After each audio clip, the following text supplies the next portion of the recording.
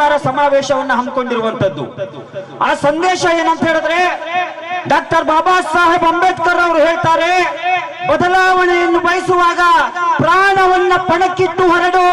ಬದಲಾವಣೆಯಾದರೆ ನೀನು ಗೆದ್ದ ಹಾಗೆ, ಒಂದು ವೇಳೆ ನೀನು ಸತ್ತರೆ ಅದು ಇತಿಹಾಸವಾಗಿ ನೀನು ದಾಖಲಿಸಲ್ಪಡ್ತೀಯ ಅಂತ ಹೇಳಿ social Democratic Party of India ಈ ರಾಜ್ಯದ, ಈ ದೇಶದ ಭ್ರಷ್ಟ ರಾಜಕೀಯ ವ್ಯವಸ್ಥೆಯನ್ನ ಬದಲಾವಣೆ ಮಾಡುವ ದೃಷ್ಟಿಯಲ್ಲಿ ನಾವು ಈ ರಂಗಕ್ಕಿಳಿದಿದ್ದೇವೆ. ಈ ರಂಗದಲ್ಲಿ ಹೋರಾಟ ಅನಿವಾರ್ಯವಾಗಿದೆ. ನಿಮಗೆ ಯಾರು ಕೂಡ ರೆಡ್ ಕಾರ್ಪೆಟ್ ಅನ್ನ ಹಾಕಿ ನಿಮಗೆ ಪಕ್ಷದ ಧ್ವಜವನ್ನು ಹಾರಿಸಲಿಕ್ಕೆ, ಪಕ್ಷದ ಜನಪ್ರತಿನಿಧಿಗಳನ್ನು ಗೆಲ್ಲಿಸಲಿಕ್ಕೆ ಅವಕಾಶ ಮಾಡಿಕೊಡೋದಿಲ್ಲ. ಬಹಳಷ್ಟು ಚಾಲೆಂಜ್ ಗಳನ್ನ ನಾವು ಫೇಸ್ ಮಾಡಬೇಕಾಗ್ತದೆ. ಸೋಷಿಯಲ್ ಡೆಮೊಕ್ರೆಟಿಕ್ ಪಾರ್ಟಿ ಆಫ್ ಇಂಡಿಯಾದ ಒಂದು ಸ್ಲೋಗನ್ ಏನಿದೆ ಅಂತ ಹೇಳಿದ್ರೆ, ಹಸಿವು ಮುಕ್ತ ಭಯಮುಕ್ತ ರಾಷ್ಟ್ರ ನಿರ್ಮಾಣ. ಅದು ಅಷ್ಟು ಈಸಿ ಆದಂತ ಕೆಲಸ ಅಲ್ಲ.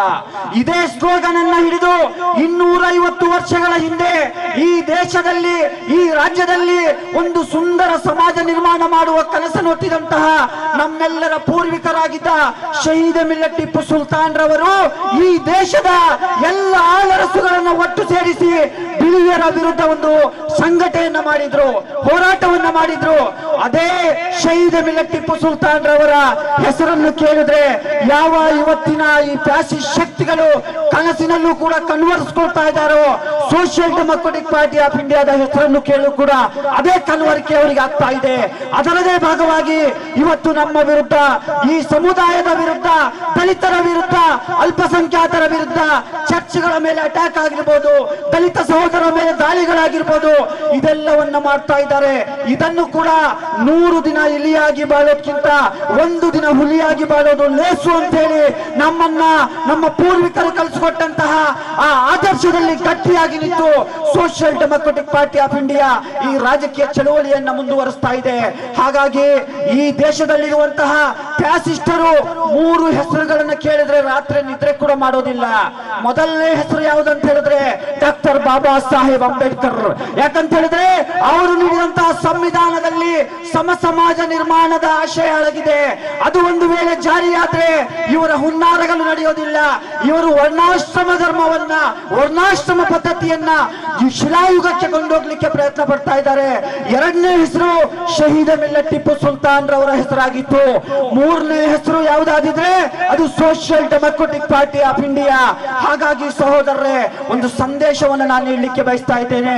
ಈ ಬೃಹತ್ ಜನ ಸಮುದಾಯದ ಈ ಸಮಾವೇಶದ ಮುಖಾಂತರ ಪ್ರತಿಯೊಬ್ಬ ಕಾರ್ಯಕರ್ತರ ಒಂದು ಪ್ರತಿಜ್ಞೆಯನ್ನು ಮಾಡಬೇಕು. 2023ರ ವಿಧಾನಸಭಾ ಚುನಾವಣೆಯಲ್ಲಿ ಕನಿಷ್ಠ ಸೋಷಿಯಲ್ ಡೆಮೊಕ್ರೆಟಿಕ್ ಪಾರ್ಟಿ ಆಫ್ ಇಂಡಿಯಾದ 50 ಜನ ಶಾಸಕರನ್ನ ವಿಧಾನಸಭೆಗೆ ಕಳಿಸುವಂತ ಸಂಕಲ್ಪವನ್ನು ನೀವು ಮಾಡೋದಾದ್ರೆ ಬದಲಾವಣೆ ನಮ್ಮಿಂದ ಸಾಧ್ಯ ಇದೆ.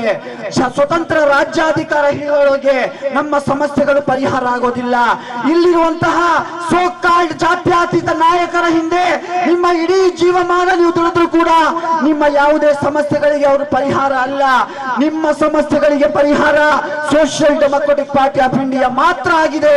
ಈ ಸಂದೇಶವನ್ನ ಈ ನಾಡಿನ 6.5 ಕೋಟಿ ಜನರ ಮನೆಗೂ ತಲುಪಿಸುವಂತ ಸಂಕಲ್ಪವನ್ನು ನೀವು ಮಾಡ್ತೀರಾ? ನಾನು ಪ್ರಶ್ನೆ ಕೇಳ್ತಾ ಇದ್ದೇನೆ, ನೀವು ಮಾಡ್ತೀರಾ? ಮಾಡೋದಾದ್ರೆ ಇತಿಹಾಸ ನಮ್ಮನ್ನ ನೆನಪಿಸಿಕೊಳ್ಳುತ್ತೆ. ನಾವು ಅಂತಹ ಪ್ರತಿಜ್ಞೆಯನ್ನು ಮಾಡ್ತಾ ಮುಂಬರುವ ವಿಧಾನಸಭಾ ಚುನಾವಣೆಗೆ ಮೈಕ್ ಕೊಡವಿ ಅಂತ ಹೇಳ್ಬೇಕಾಗ್ತದೆ. ಹಾಗಾಗಿ ನಾನು ಹೆಚ್ಚು ಮಾತನಾಡ್ಲಿಕ್ಕೆ ಹೋಗೋದಿಲ್ಲ. ಕೊನೆಯದಾಗಿ ಒಂದು ಮೆಸೇಜ್ ಅನ್ನು ನಾನು ಕೊಟ್ಟು ನನ್ನ ಭಾಷಣಕ್ಕೆ ವಿರಾಮ ಹಾಕ್ತೇನೆ. ನಮ್ಮ ಜಿಲ್ಲೆ ಕೊಡಗಿನಲ್ಲಿ ಒಂದು ಘಟನೆ ನಡೀತು. ಈಗಾಗಲೇ ಅದರ ವಿಚಾರ ಪ್ರಸ್ತಾಪ ಮಾಡಿದ್ರು. ಯಾವ ಘಟನೆ ಅಂತ ಹೇಳಿದ್ರೆ, ಮೊದಲಿಗೆ ಈ ಸಂಘ ಪರಿವಾರ ಮತ್ತು ಫ್ಯಾಸಿಸ್ಟ್ ಶಕ್ತಿಗಳು ಕುಂಬು ಲಾಠಿಗಳ ಟ್ರೈನಿಂಗ್ ಕೊಟ್ಟರು. ಆ ಲಾಠಿಗಳು ಇಲ್ಲಿ ಚಲಾವಣೆ ಆಗಲಿಲ್ಲ. ಚಲಾವಣೆ ಆಗ್ಲಿಕ್ಕೆ ಬಂದಾಗ ಅದು ಪುಡಿ ಪುಡಿ ಆಯ್ತು. ನಂತರ ತ್ರಿಶೂಲವನ್ನ ತಂದ್ರು. ಇದೇ ದಕ್ಷಿಣ ಕನ್ನಡ ಜಿಲ್ಲೆಯಲ್ಲಿ ತ್ರಿಶೂಲ ದೀಕ್ಷೆ ಮಾಡುವ ಮುಖಾಂತರ ದೇವಸ್ಥಾನಕ್ಕೆ ಒಬ್ಬ ದಲಿತ ಸಹೋದರ ಪ್ರವೇಶಿಸಿದೆ ಎಂಬ ಕಾರಣಕ್ಕೆ ಅವನ ಮೇಲೆ ಚಲಾಯಿಸಲಿಕ್ಕೆ ಬಂದ್ರು. ಅದನ್ನು ಕೂಡ ಸೋಲಿಸಿದ್ರು. ನೀವು ದಕ್ಷಿಣ ಕನ್ನಡ ಜಿಲ್ಲೆಯ ಜನರು ನಿಮಗೆ ಸಲ್ಯೂಟ್ ಮಾಡ್ತೇನೆ. ನಂತರ ಮುಂದುವರೆದು ನಮ್ಮ ಕೊಡಗಿಗೆ ಬಂದು ಏರ್ಗನ್ನ ತರಬೇತಿಯನ್ನ ಕೊಡ್ತಾ ಇದ್ದಾರೆ. ನಾನು ಒಂದು ಮೆಸೇಜ್ ಅನ್ನ ಕೊಡ್ತಾ ಇದ್ದೇನೆ. ಈ ದೇಶದ ದಲಿತರು, ಈ ದೇಶದ ಅಲ್ಪಸಂಖ್ಯಾತರು, ಇವರು ಕಲ್ಲು, ಮಣ್ಣು, ಮರಳು ಮತ್ತು ಸಿಮೆಂಟ್ ಇದ್ದ ಹಾಗೆ. ಒಂದು ವೇಳೆ ಈ ರಾಜ್ಯದಲ್ಲಿರುವಂತಹ 1 ಕೋಟಿಗಿಂತ ಹೆಚ್ಚಿರುವಂತಹ ದಲಿತ ಸಹೋದರರು 80-90 ಲಕ್ಷ ಇರುವಂತ ಮುಸಲ್ಮಾನರು ನಾವಿಬ್ರು ಒಂದಾದ್ರೆ ಮುಂದಿನ ರಾಜ್ಯ ಆಳುವಂತವ್ರು ನಾವಾಗಿರ್ತೇವೆ. ಹಾಗಾಗಿ ನೀವು ಈ ತ್ರಿಶೂಲ, ನಿಮ್ಮ ಬಂದೂಕು ತರಬೇತಿ ಇದಕ್ಕೆ ಹೆದರುವವರು ನಾವಲ್ಲ. ಇಲ್ಲಿರುವಂತಹ ದಲಿತರ ಶಕ್ತಿಗಳು, ದಲಿತರ ಬಾಹುಗಳಲ್ಲಿ, ಮುಸಲ್ಮಾನರ ಬಾಹುಗಳಲ್ಲಿ ತಿಳಿ ಸಾಂಬಾರ್ ತಿಂದ ರಕ್ತ ಅಲ್ಲ ಹರಿತಾ ಇರುವಂತದ್ದು. ಪೌಷ್ಟಿಕವಾದ ದನದ ಮಾಂಸ ತಿಂದು ಬೆಳೆದಂತವ್ರು ನಾವು. ನಿಮ್ಮ ಕೋವಿ ಲಾಟಿಗೆ ಹೆದರುವಂತವ್ರಲ್ಲ. Social Democratic Party of India ಇವತ್ತಿನ ಈ ನಮ್ಮ ನಾಯಕರಾಗಿದ್ದಂತಹ KM ಶರೀಫ್ ರವರ ವೇದಿಕೆಯಿಂದ ಒಂದು ಮೆಸೇಜ್ ಅನ್ನ ಕೊಡ್ತಾ ಇದೆ.